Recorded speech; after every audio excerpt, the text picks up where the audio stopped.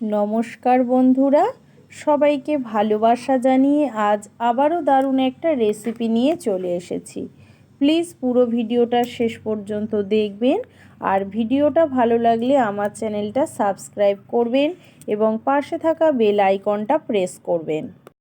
দেখুন, এই 2 কেজি ওজনের একটা শোল মাছ নিয়ে চলে এসেছি।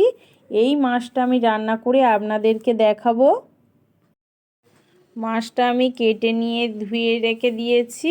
এবার মাছগুলো আমি ভেজে নেব। মাছ ভাজা হয়ে গেছে।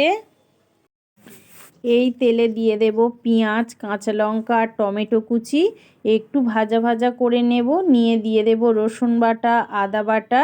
একটু নাড়াচাড়া করে নেব। দিয়ে দেব হলুদ গুঁড়ো, লঙ্কার গুঁড়ো, জিরে গুঁড়ো, ধনে গুঁড়ো আর পরিমাণ মতো লবণ। নাড়াচাড়া করে দিয়ে দেব ভাপিয়ে রাখা আলু। আলুটা মশলার সাথে ভালো করে কষিয়ে নেব। দিয়ে দেব পরিমাণ মতো জল। ফোটা পর্যন্ত অপেক্ষা করব। ফুটে উঠেছে, 5 মিনিটের মতো ঢাকা দিয়ে দেব। এবার মাছগুলো দিয়ে কিছুক্ষণ ঢাকা দিয়ে ফুটিয়ে নেব। দেখুন, পুরো তরকারিটা রেডি হয়ে গেছে। এবার ধনেপাতা দিয়ে নামিয়ে নেব।